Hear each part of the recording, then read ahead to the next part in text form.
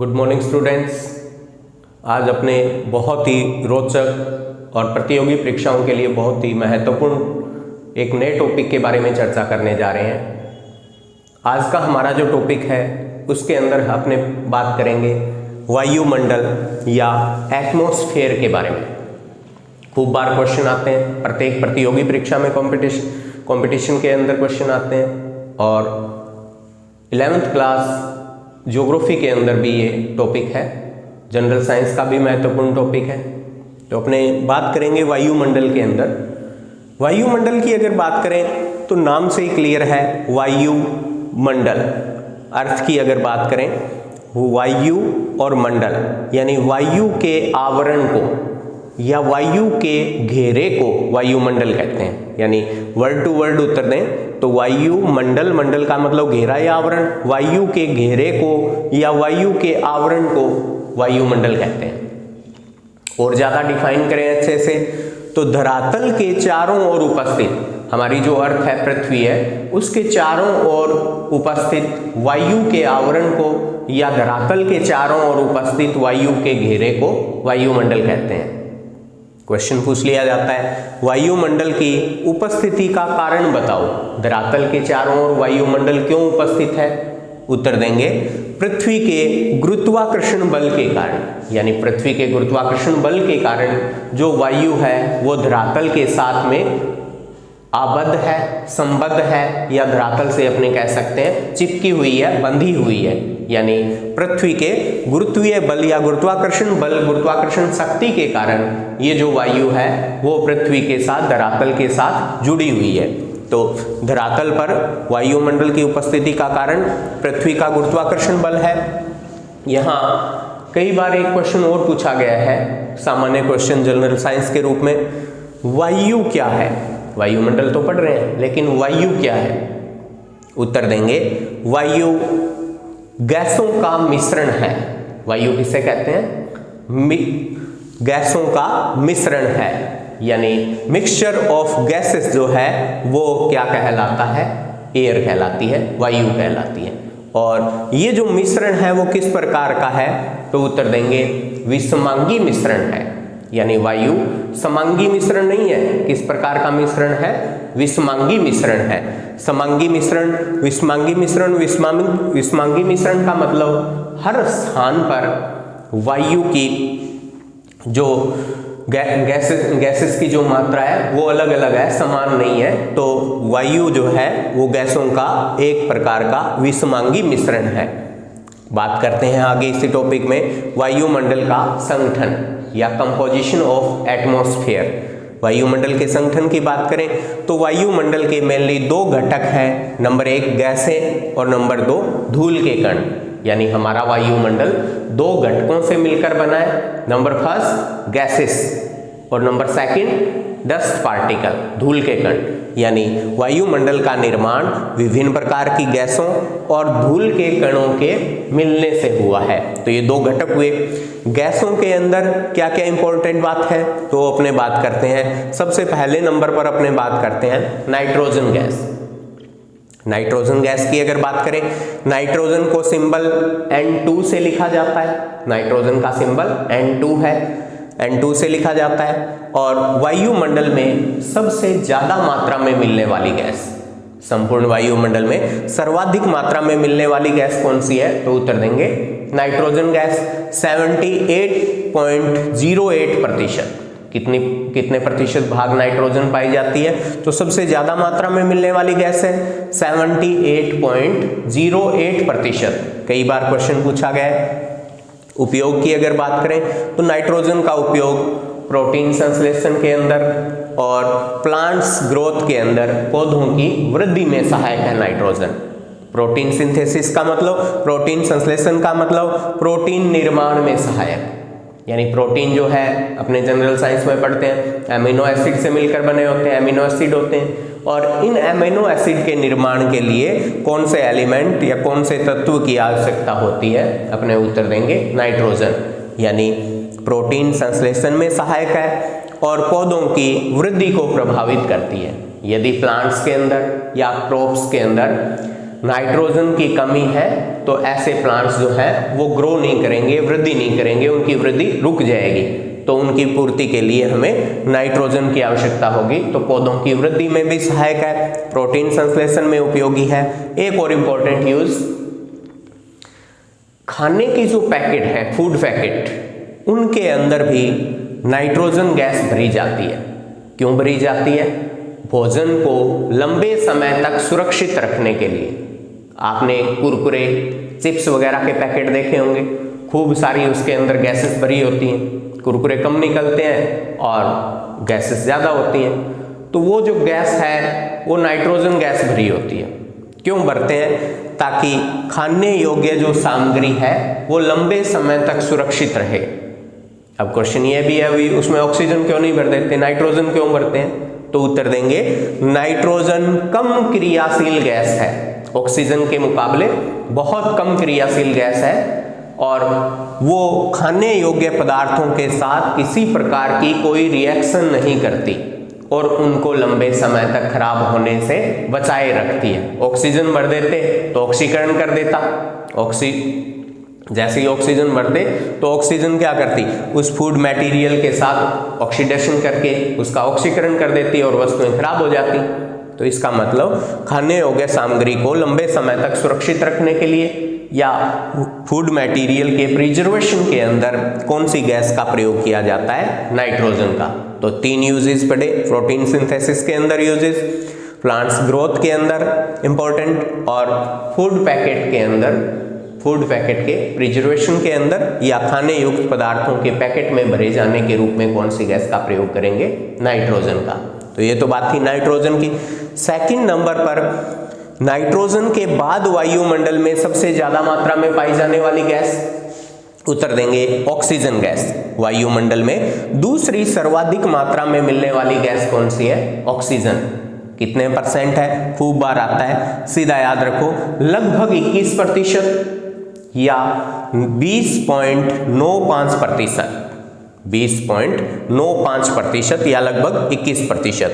उपयोग की अगर बात करें, ऑक्सीजन यानी O2 से लिखा जाता है, ऑक्सीजन यानी O2 से लिखा जाता है। उपयोग की बात करें तो सबसे इंपॉर्टेंट है हमारे लिए। क्यों? श्वसन में उपयोगी। रेस्पिरेशन, हम जो श्वसन करते हैं, रेस्पिरेशन करते हैं, उसके अंदर सबसे ज्यादा उपयोगी कौन सी गैस है? ऑक्सीजन। हम क्या करते हैं? ऑक्सीजन को अब उपयोग करते हैं, इनटेक करते हैं, और बाहर कौन सी गैस वापस निकालते हैं सांस के रूप में? CO2। याद रखना है, प्लांट्स के अंदर भी रेस्पिरेशन में कौन सी गैस प्रयोग में आती है? ऑक्सीजन ही। यानी प्लांट्स या पेड़ पौधे भी क्या करते हैं? श्वसन अभिक्रिया के अंदर ऑक्सीजन का इंटेक करते हैं और बाहर कौन सी गैस निकालते हैं श्वसन के बाद में? उत्तर देंगे CO2, कार्बन डाइऑक्साइड। कई इसमें डाउटफुल रहते हैं जी, प्लांट तो CO2 को लेते हैं और ऑक्सीजन बाहर निकालते हैं। नहीं, रेस्पिरेशन के अंदर, श्वसन के अंदर सभी सजीव, याद रखना, सभी सजीव, चाहे वो प्लांट्स हों और चाहे वो लिविंग ऑर्गेनिज्म हो, जीव जंतु हो, एनिमल्स हो, ह्यूमन बींग्स हो, सभी सजीव रेस्पिरेशन के अंदर ऑक्सीजन को ग्रहण करेंगे और बाहर कौन सी गैस को निकालेंगे? CO2 को बाहर निकालेंगे। तो श्वसन में उपयोगी है। सेकंड, जलाने में सहायक, दहन में सहायक, यानी वायुमंडल के अंदर जो भी मटेरियल अपने जलाते हैं, आग लगाते हैं, आग जलती है, वो ऑक्सीजन के कारण ही पॉसिबल है। यदि ऑक्सीजन नहीं होगी तो अपने किसी भी पदार्थ को, किसी भी वस्तु को जला नहीं पाएंगे। यानी जलाने में सहायक कौन सी गैस है? तो अपने उत्तर देंगे ऑक्सीजन गैस।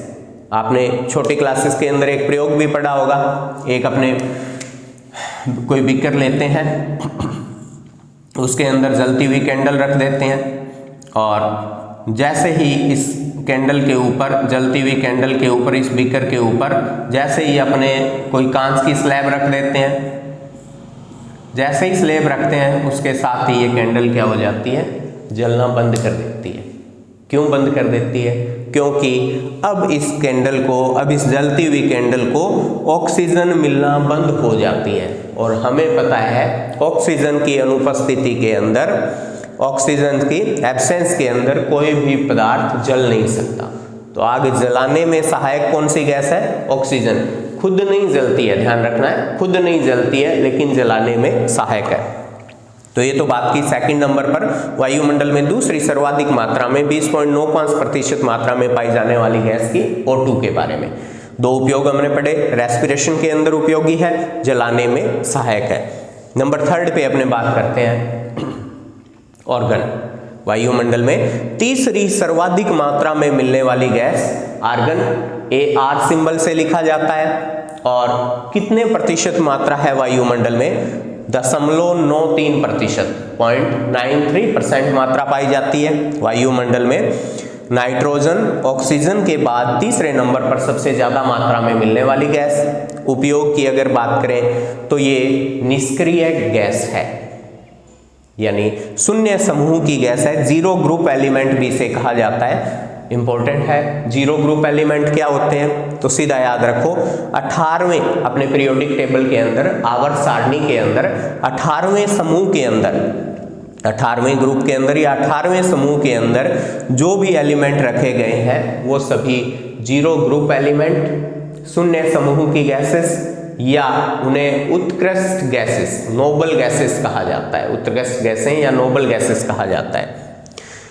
वास्तव में क्यों निष्क्रिय गैसें कहते हैं या कौन कौन से एलिमेंट हैं? तो हमने एक याद रखना है, हीनी, अर्कर, जीरन।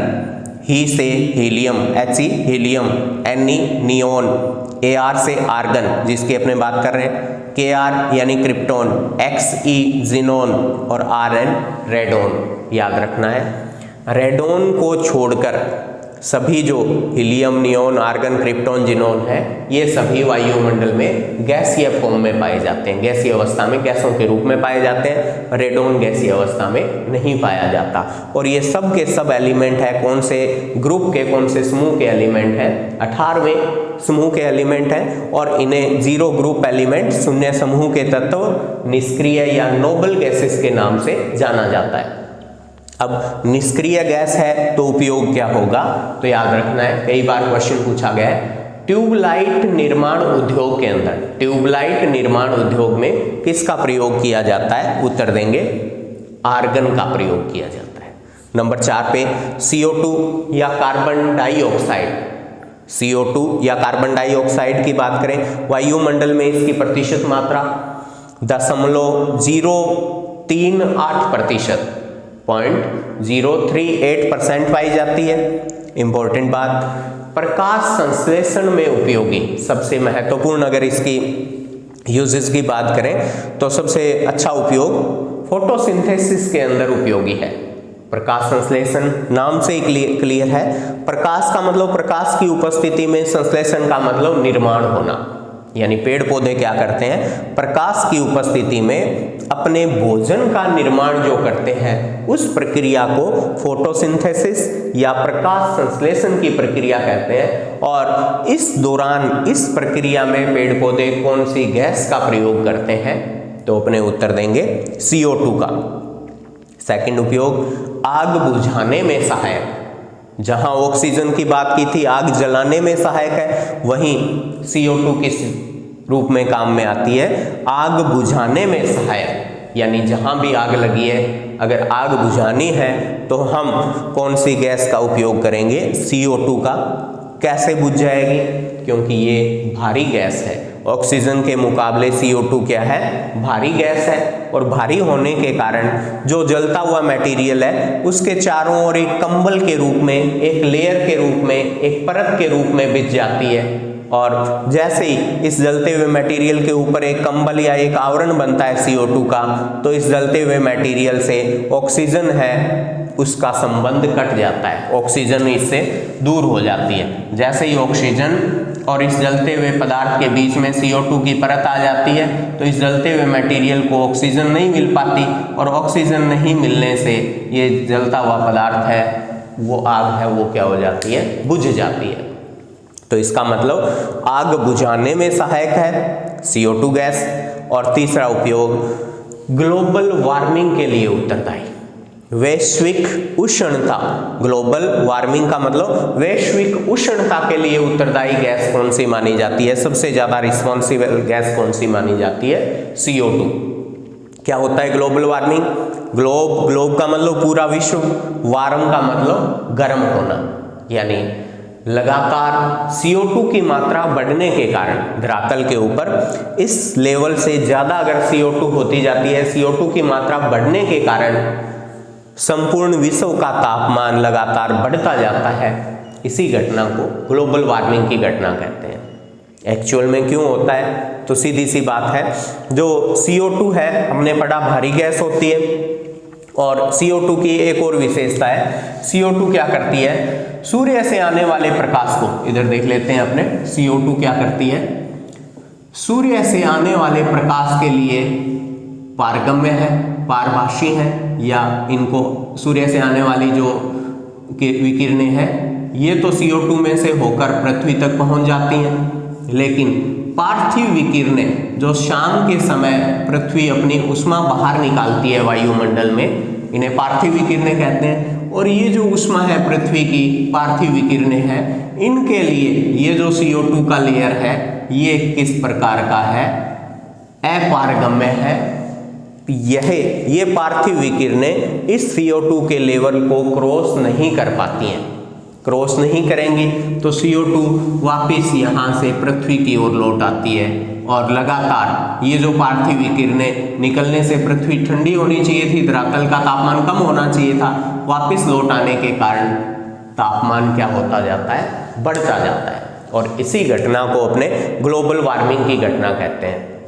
हाल ही के दिनों में पूरा विश्व जो है वो ग्लोबल वार्मिंग की घटना के कारण अनेक समस्याओं से ग्रसित है, और इस ग्लोबल वार्मिंग को कम करने के लिए कई जगह पर सम्मेलन आयोजित भी किए गए हैं। क्वेश्चन उनसे रिलेटेड भी आ जाता है, तो हमने याद रखना है क्योटो प्रोटोकॉल जो 1997 में हुआ था, या पेरिस जलवायु सम्मेलन जो 2015 में आयोजित हुआ था, ये किस लिए आयोजित किए गए थे, CO2 की मात्रा को नियंत्रित करने के लिए, यानी विश्व को ग्लोबल वार्मिंग जैसी घटनाओं से बचाने के लिए CO2 के मात्रा को कंट्रोल करना होगा, नियंत्रित करना होगा, और इस पर सहमति बनाए रखने के लिए, सहमति बनाने के लिए क्योटो प्रोटोकॉल और पेरिस जलवायु समिट जो है उनका आयोजन किया गया। तो पूछा जा सकता है क्योटो प्रोटोकॉल और पेरिस जलवायु सम्मेलन का संबंध किससे है, कौन सी घटना से है, कौन सी गैसेस से है, तो आप यहाँ उत्तर दोगे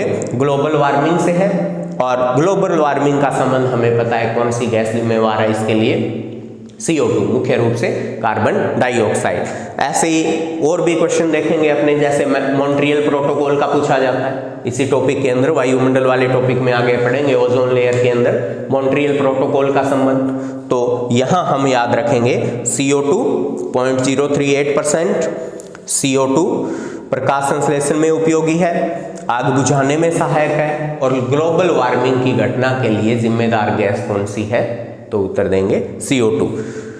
फिर बात करते हैं 5वें नंबर पर अन्य गैसें। अन्य हल्की गैसों की अगर बात करें तो इसमें कई गैसों को रखा जाता है, जैसे नियोन। अन्य गैसों में सबसे ज्यादा मात्रा में कौन सी गैस आती है, नियोन। नियोन को हम पढ़ चुके हैं, हीलियम के बाद नियोन, यानी नियोन किस प्रकार की गैस थी, 18वें वर्ग के अंदर आती है। जीरो ग्रुप एलिमेंट, शून्य समूह की गैस या उत्कृष्ट गैसों के रूप में हमने पढ़ा है, एक प्रकार की निष्क्रिय गैस है। नियोन के बाद हाइड्रोजन और हीलियम। हाइड्रोजन और हीलियम की बात करें तो दोनों की दोनों हल्की गैसें हैं, जहां हीलियम सबसे हल्की गैस मानी जाती है, और हीलियम को हमने यहां भी पढ़ा है जीरो ग्रुप एलिमेंट के अंदर भी, तो इसका मतलब हीलियम निष्क्रिय गैस है और हीलियम सबसे हल्की गैस है। इसीलिए इसका प्रयोग, हीलियम गैस का प्रयोग वायुयान के टायरों में किया जाता है। याद रखना, वायुयान के टायरों में कौन सी गैस भरी जाती है, तो उत्तर देंगे हीलियम गैस भरी जाती है। क्यों भरी जाती है, क्योंकि हल्की है और निष्क्रिय है, किसी भी दूसरे एलिमेंट्स के साथ कोई रिएक्शन शो नहीं करती, कोई अभिक्रिया नहीं दर्शाती। और अगर बात करें हाइड्रोजन, हाइड्रोजन भी हल्की है, लेकिन याद रखना है हाइड्रोजन जो है वो किस प्रकार की गैस है, विस्फोटक गैस है।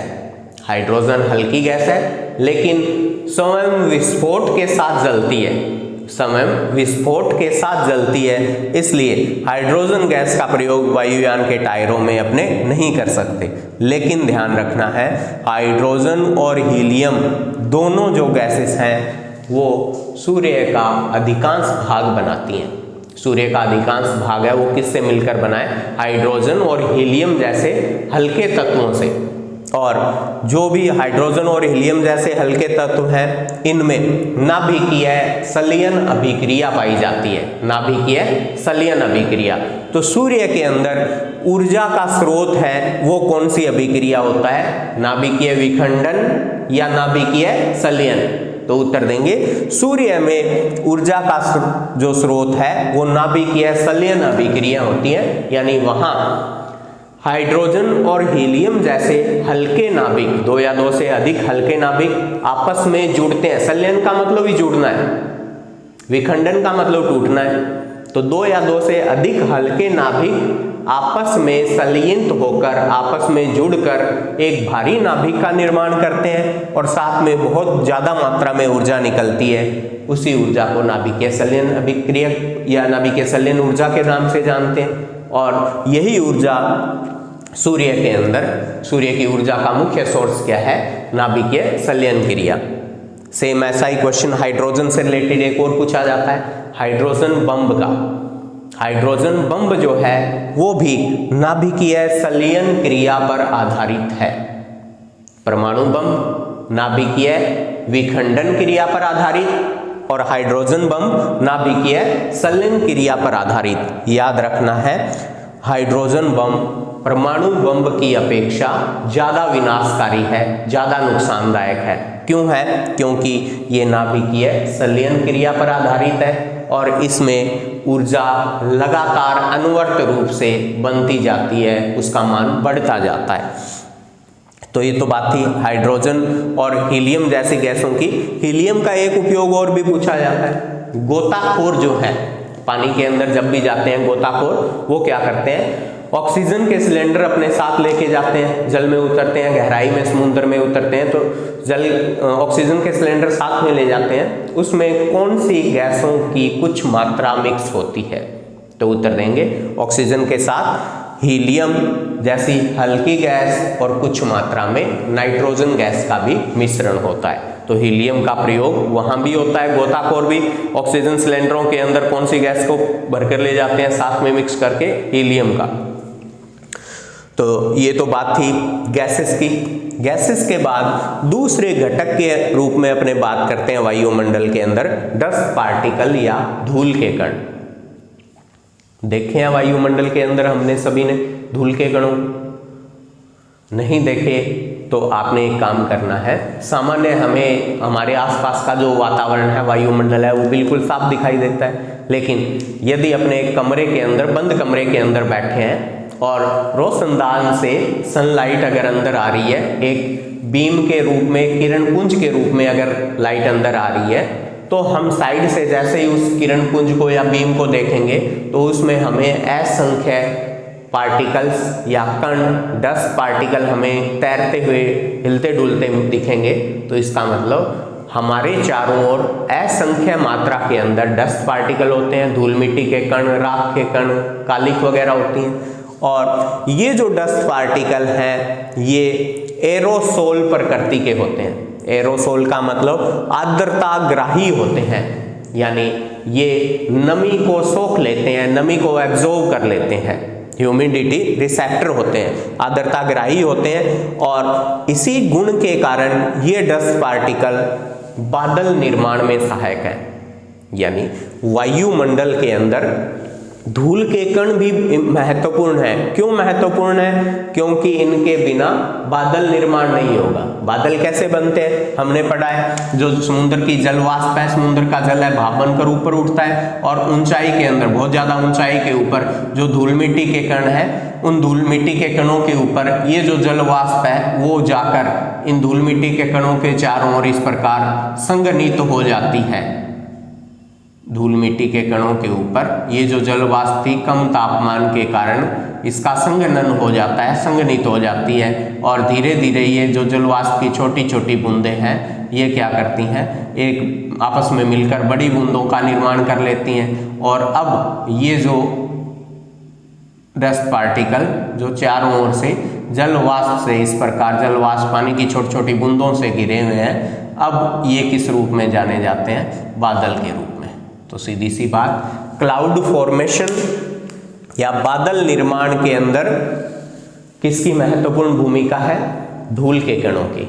और बादल नहीं बनेंगे, वर्षा नहीं होगी, वर्षा नहीं होगी, जल चक्र नहीं होगा, जल चक्र नहीं होगा तो जीवन नहीं होगा। यानी वायुमंडल का सेकंड जो घटक है, कंपोजिशन है, धूल के कण, उसकी भी महत्वपूर्ण भूमिका है। बादल निर्माण के अलावा डस्ट पार्टिकल के उपयोग की बात करें तो सनलाइट की स्कैटरिंग के अंदर काम आता है, यानी प्रकाश के प्रकीर्णन में सहायक है। खूब बार क्वेश्चन आता है, प्रकाश का प्रकीर्णन किसे कहते हैं? तो सूर्य के प्रकाश का धूल मिट्टी के कणों से टकराकर अनेकों दिशाओं में विभक्त हो जाना, बंट जाना प्रकीर्णन की घटना कहलाती है। और प्रकीर्णन की घटना के अगर दैनिक जीवन के अंदर अनुप्रयोग देखें, कहाँ कहाँ हमें प्रकीर्णन की घटनाएं दिखाई देती हैं, तो जहाँ भी रंगों की बात की जाती है, कलर्स की, जैसे आसमान का रंग नीला दिखाई देना, महासागरों का रंग, समुद्र का रंग नीला दिखाई देना, सूर्योदय व सूर्यास्त के समय सूर्य का रंग लाल दिखाई देना, यानी कलर से संबंधित अगर प्राकृतिक घटनाओं में रंगों से संबंधित अगर बात हो रही है तो इसका मतलब वो कौन सी घटना पर निर्भर करते हैं? प्रकाश के प्रकीर्णन की घटना पर। यहाँ सूर्योदय और सूर्यास्त के समय सूर्य के लाल रंग का दिखाई देना प्रकाश की प्रकीर्णन की घटना के कारण होता है। लेकिन सेम ऐसी ही लैंग्वेज का एक और क्वेश्चन बनता है, वास्तविक सूर्योदय से 2 मिनट पहले सूर्य का दिखाई देना और वास्तविक सूर्यास्त के 2 मिनट बाद तक सूर्य का दिखाई देना। 2 मिनट पहले और 2 मिनट बाद, यानी दिन के समय में कितने मिनट की वृद्धि हुई? 4 मिनट। ये जो घटना है वो प्रकीर्णन के कारण होती है क्या? नहीं होती। वो प्रकीर्णन के कारण नहीं है, वो किसके कारण होती है? प्रकाश वाले टॉपिक में जाइए, आपका होमवर्क है, नेक्स्ट कल अपने इसकी उत्तर की बात करेंगे, तो आपने प्रकाश वाले टॉपिक के अंदर पढ़ना है कौन कौन सी प्रकाशिक घटनाएं होती हैं। परावर्तन के कारण होता है, अपवर्तन के कारण होता है, पूर्ण आंतरिक परावर्तन के कारण होता है, या वर्ण विक्षेपण की घटना के कारण होता है। कुछ प्रकाशिक घटनाएं आपने पढ़ी होंगी, तो आपने उत्तर देखना है। सूर्य उदय से 2 मिनट पहले सूर्य का दिखाई देना और वास्तविक सूर्यास्त के बाद भी 2 मिनट सूर्य का दिखना कौन सी प्रकाशिक घटना के कारण होता है? पढ़ के आइएगा, कल चर्चा करेंगे अपने इसके ऊपर। तो अपने बात कर रहे थे धूल के कणों की, पढ़ा हमने एरोसोल प्रकृति के होते हैं, आर्द्रताग्राही प्रकृति होती है, आर्द्रताग्राही गुण के कारण बादल निर्माण में सहायक है और प्रकाश के प्रकीर्णन में सहायक है, जिसके कारण सूर्योदय व सूर्यास्त के समय सूर्य का लाल रंग दिखाई देता है, आसमान का रंग नीला दिखाई देता है, महासागरों का रंग है वो भी नीला दिखाई देता है। तो ये सेकंड पार्ट के रूप में हमने बात की धूल के कणों की। आज हमने वायुमंडल का अर्थ देखा, वायुमंडल की उपस्थिति के कारण के बारे में बात की, किसके कारण होता है, वायु किसे कहते हैं, वायुमंडल का संगठन क्या होता है, कंपोजिशन ऑफ एटमॉस्फेयर क्या है, घटक कौन से हैं, गैसेस और डस्ट पार्टिकल के रूप में पढ़ा, कौन सी मुख्य गैसें हैं, तो नाइट्रोजन को पढ़ा, उसके उपयोग देखे, ऑक्सीजन की मात्रा देखी, ऑक्सीजन के उपयोग देखे, आर्गन कितनी मात्रा में पाई जाती हैं, कौन से उपयोग हैं, कार्बन डाइऑक्साइड कितनी मात्रा में पाई जाती हैं, कौन कौन से उपयोग देखे, कौन से सम्मेलन या कौन से प्रोटोकॉल का संबंध CO2 से है, अन्य हल्की गैसों में भी हमने कुछ गैसों की बात की, या डस्ट पार्टिकल या प्रकाश के प्रकीर्णन के बारे में पढ़ा। काफ़ी रोचक टॉपिक है, खूब क्वेश्चन आते हैं इसके बारे में। इसी प्रकार रिपीट करते रहिए, जुड़े रहिए इसी प्लेटफॉर्म के साथ, ज़्यादा से ज़्यादा मात्रा में शेयर कीजिए ताकि बहुत लोगों को इसका फ़ायदा मिले और मुझे भी मोटिवेशन मिले। कल मिलते हैं अपने इसी टॉपिक के सब पार्ट के रूप में, वायुमंडल की संरचना के रूप में, यानी स्ट्रक्चर ऑफ एटमॉस्फेयर। वो भी काफ़ी इंपॉर्टेंट और बहुत ही आसान सा टॉपिक है। कल अपने बात करेंगे structure of atmosphere. Thank you.